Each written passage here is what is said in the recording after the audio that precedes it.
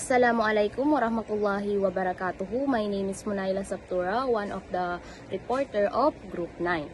So my topic is all about the religious tourism in South and East Asia, economic and spiritual dimensions. So first is introduction. So religious tourism is one of the oldest forms of travel. People visit sacred places for faith and spiritual reasons. South and East Asia are major centers of religious tourism. Religious tourism has both economic and spiritual value. So, ibig sabihin nito is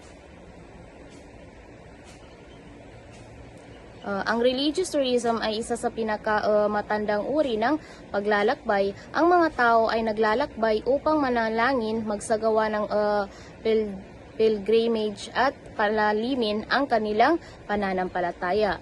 Ang South at East Asia ay kilala sa maraming banal na lugar, kaya mahalaga ang papel nito sa relihiyon at tourism. Next is background of the study. Background of the study: millions travel yearly to temples, mosques, churches, and shrines. Example: India, Japan, China, Thailand, Indonesia, and Philippines. Tourism supports the economy and strengthens religious identity. So, taon-taon, milyon-milyong tao ang bumibisita sa mga templo, mosque, simbahan, at shrine. Halimbawa nito ay ang pinupuntahan nila is ang India, Japan, China, Thailand, Indonesia at Pilipinas. Bukod sa pananampalataya, ang pagbisitang ito ay nagbibigay ng kita at trabaho sa maraming tao. So next is statement of the problem. So this study aims to answer how does religious tourism affect the economy, what spiritual benefits do tourism gain, what challenges exist in religious tourism, what can it be managed sustainably. So, nilalayo ng mag-aaral na ito na sagutin ang mga tanong tulad ng paano nakakatulong sa ekonomiya ang religious tourism, ano ang spiritual na benepisyo ng mga pilgrim, ano ang mga problema o hamon sa religious tourism, at last is paano ito mapapamahalaan ng hindi nasisira ang kabanalan ng lugar. So next is significance of the study. This study is important for government and policymakers, religious institution, local communities, tourism industry, and students and researchers. So mahalaga daw ang pag-aaral na ito dahil nakakatulong ito sa gobyerno sa paggawa ng tamang patakaran at gumagabay sa religious institution sa pagprotekta sa banal na lugar at nagbibigay benepisyo sa lokal na komunidad.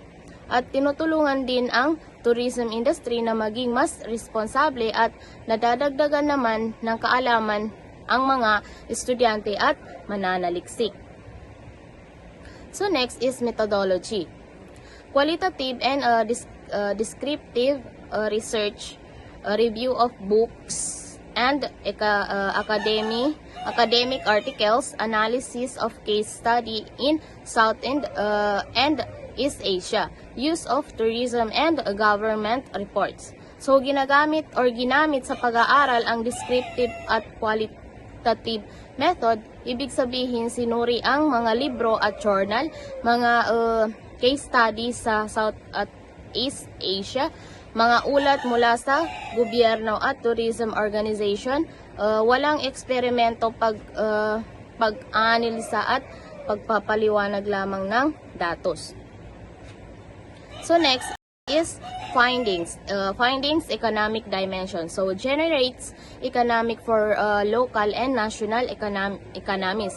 Creates a job like hotels, transport, food service, at supports infrastructure development, helps rural and sacred areas. So, ibig sabihin, natuklasan na ang religious tourism ay nagbibigay ng kita sa bansa, lumilikha ng trabaho tulad sa hotel, transportation at tindahan. Nagpapabuti ng infrastruktura at nakakatulong sa kanayunan at malalayong lugar.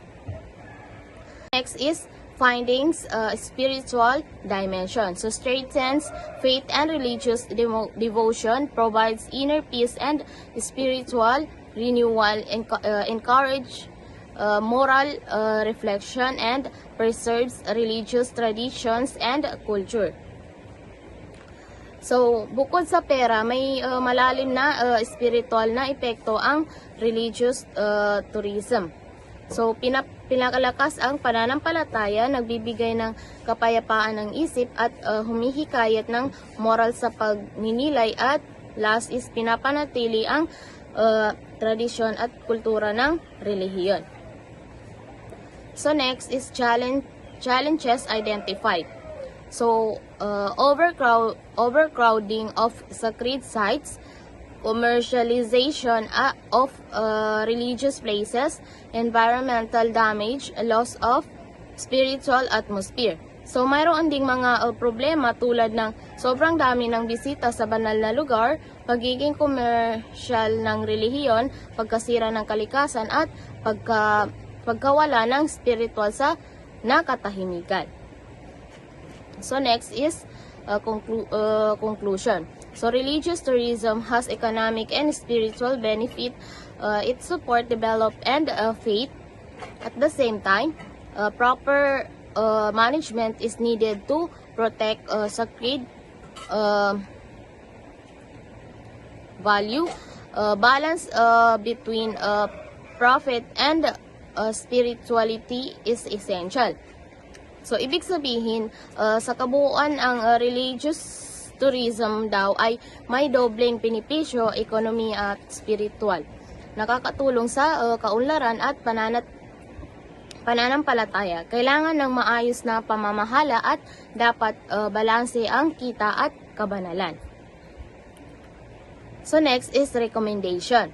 So, recommendation promotes sustainable tourism practices, limit over commercialization, involve local communities, educate tourists on respect behavior, and protect the environment and sacred sites. So, ibig sabihin, rekomenda ng pag-aaral na isulong ang sustainable tourism, iwasan ang sobrang commercialization, isama ang lokal na komunidad sa desisyon, turuan ang tourist ng paggalang sa banal na lugar, at protektahan ang kalikasan at kultura.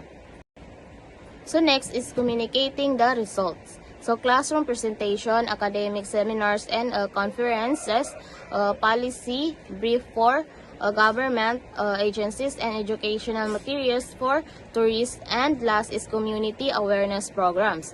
So, maaaring ibahagi ang resulta sa pamamagitan ng mga ulat at presentasyon, seminar at conference, impormasyon para sa gobyerno at turista, at last is community education program.